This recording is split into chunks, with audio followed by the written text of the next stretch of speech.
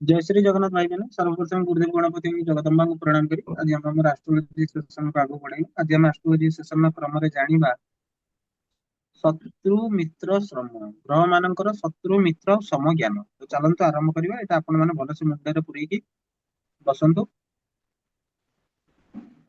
एटा बहुत ही important topic ता पढौची आपण माने दया कर एटा मन दे सुनंतु लास्ट को बुझी आपण आगो एटा लिखि दियंतु रिंग रहिला ग्रह ମାନଙ୍କର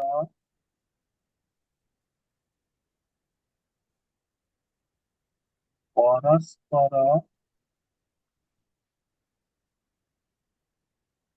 ସମ୍ବନ୍ଧରେ ଶତ୍ରୁ ମିତ୍ର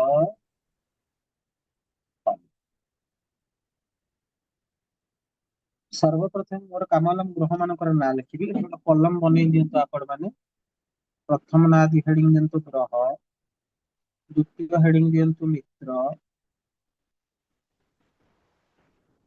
ତୃତୀୟ ହେଡିଂ ଦିଅନ୍ତୁ ଶତ୍ରୁ ଚତୁର୍ଥ ହେଡିଂ ଦିଅନ୍ତୁ ସମ ପ୍ରଥମ ହେଡିଂ ରେ ଲେଖନ୍ତୁ ସୂର୍ଯ୍ୟ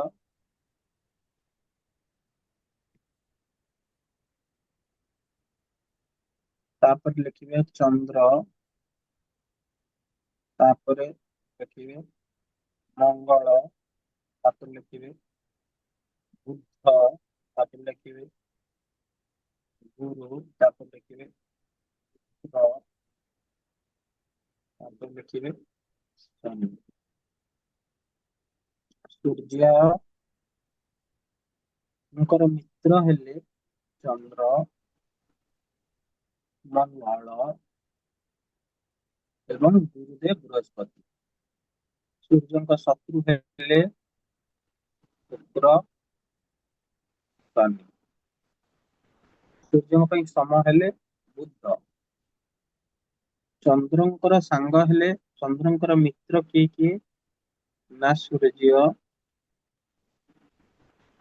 आउ बुध चंद्रंकर केही भी शत्रु नाहांती चंद्रंकर केही भी शत्रु नाहांती चंद्रंक पई समस्ते समान अन्य जो माने रहिले किए ना शुक्र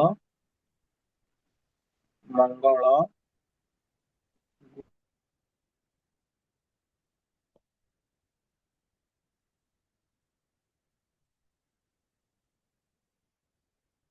गुरु मंगलंकर सांग किए रहिले ना सूर्य चंद्र गुरु मंगलंकर शत्रु होउचंती बुध मंगल पई सम होउचंती शुक्र आउ शनि बुधंकर मित्र होउचंती सूर्य आउ शुक्र बुधंक शत्रु होउचंती चंद्र बुधंक पई कि सम होउचंती मंगल गुरु शनि गुरुंकर सांग होउचंती सूर्य चंद्र मंगल गुरुंकर शत्रु होउचंती बुध आउ शुक्र आ तांकर पई सम होउचंती शनि शुक्रंकर संग होउचंती बुध आउ शनि शुक्रंक शत्रु होउचंती सूर्य चंद्र शुक्रं पई सम होउचंती मंगल एवं गुरु शनिर सांग होउचंती बुध शुक्र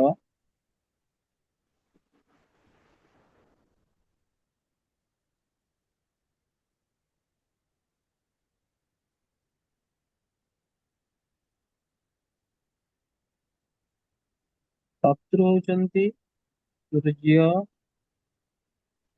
ଚନ୍ଦ୍ର ମଙ୍ଗଳ ସମ ହଉଛନ୍ତି ଗୁରୁ। ଏଇଟା ସାରିଦେଲା କି? ଏଇଟା ଲେଖି ପକେଇଲ କି? ହୁଁ ହଁ ହଁ ଭାଇନା। ମନେ ଲେଖିଲେ କି? ହୁଁ ହୁଁ ବର୍ତ୍ତମାନ ମୁଁ ସ୍କ୍ରିନ୍ ସେୟାର ଅଫ୍ କଲି। ଗୋଟେ ସେକେଣ୍ଡ। ଓ ପ୍ରଭୁ ହରି। ଆମର କଣ ହେଲା ନା ଗ୍ରହ ମାନଙ୍କର ବିଭିନ୍ନ ଡିଭିଜନ। ସମସ୍ତେ କଣ କଲେ ନା ଭାବିଦେଲେ ଯେ ଅ, ଦେବଗ୍ରହକୁ ଗୋଟେ ପଟ କରିଦେଲେ, ଦାନବ ଗ୍ରହକୁ ଗୋଟେ ପଟ କରିଦେଲେ, ସେମାନଙ୍କର ସାଙ୍ଗସାଥିକୁ ଡିସାଇଡ କରିଦେଲେ। ବଟ୍ କଣ୍ଟେକ୍ସଟ ସେଇଆ ନୁହଁ। ୱିଦିନ୍ ଡିପର ଡାଇଭ୍ କଲେ ତମେ ଦେଖିବ ଯେ ଚନ୍ଦ୍ରର କେହି ଶତ୍ରୁ ନୁହେଁ।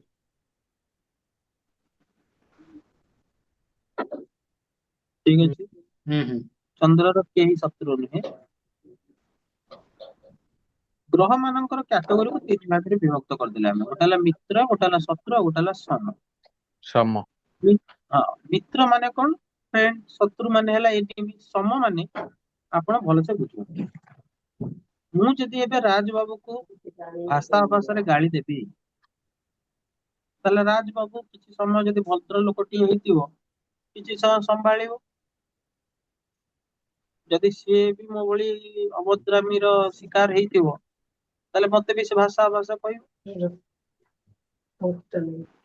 ଠିକ ଅଛି, ଯାହାର ଅନମ୍ୟୁଟ ଅଛି ମଳୟ ମ୍ୟୁଟ କରିଦେ। ତାପରେ ଯଦି ସମ ମାନେ ହେଲା ଯେସାକୁ ତେସା। ସମ ମାନେ ହେଲା ଯେସାକୁ ତେସା। ସମ ମାନେ ଯେସାକୁ ତେସା ମାନେ କଣ? ତୁମେ ଯୋଉ ଭଳି ଭାବରେ କରିବ ସେଇଭଳି ଭାବରେ ପାଇବ। ଯୋଉ ଭଳି ଭାବରେ ତୁମେ କରିବ ସେଇଭଳି ଭାବରେ ପାଇବ। ତେଣୁ ଗ୍ରହ ମାନେ ଙ୍କର ଯୋଉ ଶତ୍ରୁ ମିତ୍ର ଜ୍ଞାନ ରହିଛି। ମନା କରୁଛନ୍ତି ପାଟି କରିବୁନି। ଆରେ ମଳୟ ମ୍ୟୁଟ କରରେ। ହଁ, ଗ୍ରହ ମାନଙ୍କର ଯୋଉ ଶତ୍ରୁ ମିତ୍ର ଜ୍ଞାନ ରହିଛି, ସେ ଶତ୍ରୁ ମିତ୍ର ଜ୍ଞାନରେ ସମ ବୋଲି ଗୋଟେ ଜିନିଷ ଅଛି। ସମ ମାନେ ହଉଛି ଯୋଉଭଳି ଭାବରେ ଯେମିତି ମେଣ୍ଟେନ କରିବା କଥା। ଏବେ ଯଦି ସମକୁ ସମତା ରକ୍ଷା କରି ନ ଚାଲିବ, ଯଦି କାହାର ମଙ୍ଗଳ ଶୁକ୍ରର ରାଶିରେ ବସିଗଲା, ତାହେଲେ ଆମେ କଣ କହିବୁ? ମଙ୍ଗଳ ଶତ୍ରୁ ରାଶିକି ପଳେଇଛି? ନା, ଆମେ କହିବୁ ମଙ୍ଗଳ ଶୁକ୍ର ହଉଛି ସମ। ମାନେ ତୁମର ଶୁକ୍ରର ରାଶି ବୃଷ ରାଶିରେ ଯଦି ମଙ୍ଗଳ ରହିଲା, ନହେଲେ ତୁଳା ରାଶିରେ ଯଦି ମଙ୍ଗଳ ରହିଲା, ଯଦି ମଙ୍ଗଳ ଆଉ ଶନି ଦ୍ଵାରା ଇନଫ୍ଲିକ୍ଟେଡ ହେଇଗଲା, ରାହୁ କେତୁ ଦ୍ଵାରା ଇନଫ୍ଲିକ୍ଟେଡ ହେଇଗଲା, କି ସୂର୍ଯ୍ୟ ସହିତ ବସିଗଲା, ତାହେଲେ ସିଏ ଖରାପ କରିବ। ନହେଲେ ମଙ୍ଗଳ ଜେନେରାଲି ଶତ୍ରୁ ମାନେ ଶୁକ୍ରର ରାଶିରେ ବସିଲେ ଯୋଉ ଖରାପ କରିଦବ ମାନେ ନାହିଁ। କାହିଁକି ନା ଶୁକ୍ର ହଉଛନ୍ତି ମଙ୍ଗଳ ପାଇଁ ସମ। ରାଜ ଭିତରେ କିଛି ଡାଉଟ ଅଛି ଯଦି କୁହ। ନା। କନସେପ୍ଟ ଟା ବୁଝିବ। ହୁଁ ଶନିଶ୍ଚର ମହାରାଜ ଆଉ ଗୁରୁ ମହାରାଜ। ହୁଁ ଶନିଶ୍ଚର ମହାରାଜ ହଉଛନ୍ତି କର୍ମାଧିପତି। ଯେତିକ କର୍ମ ନ୍ୟାୟର ଦେବତା ଇନ ପଜିଟିଭ ସେନ୍ସ। ନେଗେଟିଭ ରେ ତାଙ୍କର ହଜାର ନେଗେଟିଭ କ୍ୱାଲିଟି ଅଛି। ହୁଁ କଣ କଣ ନେଗେଟିଭ କ୍ୱାଲିଟି ଅଛି? ନା ଶନିଶ୍ଚର ମହାରାଜ ହଉଛନ୍ତି ଆଳସ୍ୟତାର କାରକ। ଶନିଶ୍ଚର ମହାରାଜ ହଉଛନ୍ତି ଡିଲେର କାରକ। ହୁଁ ଶନିଶ୍ଚର ମହାରାଜ ହଉଛନ୍ତି ଯୋଉ କଳୁଷତା ମାନେ ଯୋଉ ବ୍ଲେମ ଲାଗିବାର କାରକ। ଶନିଶ୍ଚର ମହାରାଜ ହଉଛନ୍ତି ହ୍ୟୁମିଲିଏସନ ର କାରକ। ସବୁଠୁ ଅଧିକା ମୁଁ ଭଲସେ ବୁଝିପାରିବି କାହିଁକି ନା ମୋର ଲଗ୍ନରେ ଶନିଶ୍ଚର ମହାରାଜ ବସିଛନ୍ତି। ଠିକ ଅଛି। ହୁଁ ବୃହସ୍ପତିର ରାଶିରେ ଯଦି ଶନିଶ୍ଚର ମହାରାଜ ବସିଲେ, ତାହେଲେ କଣ ଶନିଶ୍ଚର ମହାରାଜ ଖରାପ କରିବେ? ନା କରିବେ। କାହିଁକି କରିବେନି? କାରଣ ବୃହସ୍ପତି ବା ଗୁରୁଦେବ ବୃହସ୍ପତି ହଉଛନ୍ତି ଶନିଶ୍ଚର ମହାରାଜଙ୍କ ପାଇଁ ସମ, ଏବଂ ଶନିଶ୍ଚର ମହାରାଜ ହଉଛନ୍ତି ଗୁରୁଦେବ ବୃହସ୍ପତିଙ୍କ ପାଇଁ ସମ। ତେଣୁ ମୁଁ ପ୍ରଥମରୁ ଗୋଟେ କଥା କହିଥିଲି ଯେ ଶନିଶ୍ଚର ମହାରାଜ ହଉଛନ୍ତି କର୍ମାଧିପତି। ବୃହସ୍ପତି ଗୁରୁଦେବ ବୃହସ୍ପତି ହଉଛନ୍ତି ଧର୍ମାଧିପତି। ତେଣୁ ତୁମେ ଯେତେବେଳେ ବିଂଶୋତ୍ତରୀ ମହାଦଶା ଚେକ୍ କର, ସର୍ବପ୍ରଥମେ ଗୁରୁର ରାଶି ଗୁରୁ ଆସେ। ଗୁରୁର ମହାଦଶା ଆସେ, ତାପରେ ଶନିଶ୍ଚର ମହାରାଜଙ୍କ ମହାଦଶା ଆସେ।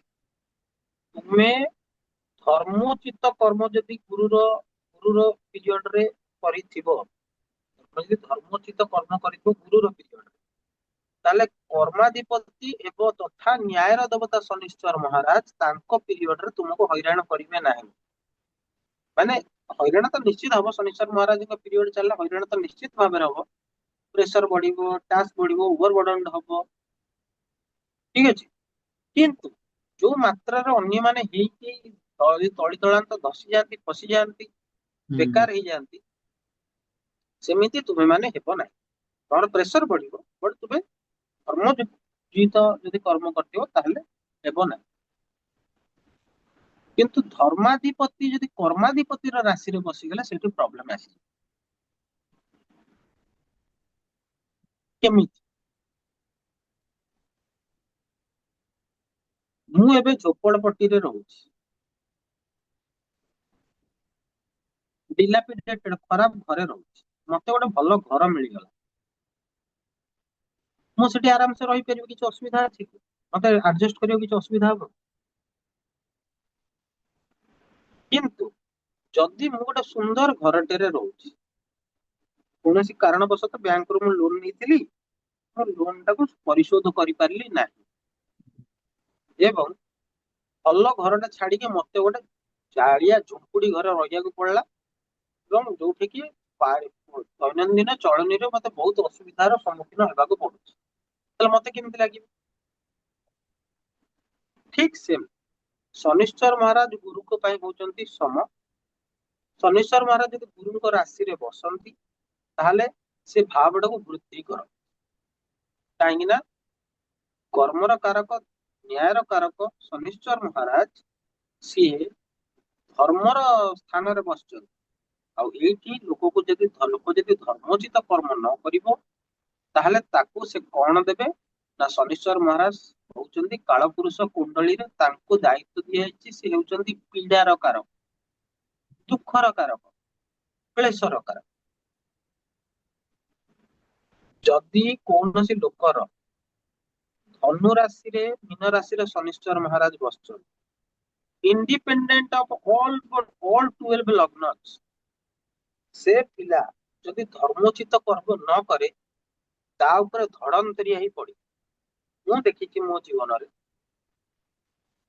ଯେ ମୁଁ ଯଦି କୌଣସି ବି କର୍ମ ଧର୍ମୋଚିତ ହିସାବରେ ନ କରେ ଏବଂ ଧର୍ମକୁ ସାଇଡ ଲାଇନ କରିକି କୌଣସି ବି ଛୋଟରୁ ଛୋଟ କର୍ମ କରିଛି, ତାର ଇମ୍ପାକ୍ଟ ମତେ ବହୁତ ଶୀଘ୍ର ୱିଦିନ ନୋ ଟାଇମ ରେ ମିଳିଯାଇଛି। ତାର ଯୋଉ ବ୍ୟାଡ ଇମ୍ପାକ୍ଟଟା ମୋର ବହୁତ ମାଡ ଚାଲିଲା ପରେ ମୁଁ ଶିଖିଲି ଯେ ଧର୍ମକୁ ଛାଡିକି ମୁଁ ଯଦି କୌଣସି କର୍ମ କରିବି ତାହେଲେ ମତେ ପ୍ରୋବ୍ଲେମ। ଆଷ୍ଟ୍ରୋଲୋଜି ପଢିବା ଦ୍ୱାରା ମତେ ଏଇ ସୁନ୍ଦର ସୁଯୋଗଟା ବନିଛି ଯେ ତମେ ବୁଝିପାରିବ ଯେ ଶତ୍ରୁ କିଏ, ମିତ୍ର କିଏ, ସମ କିଏ।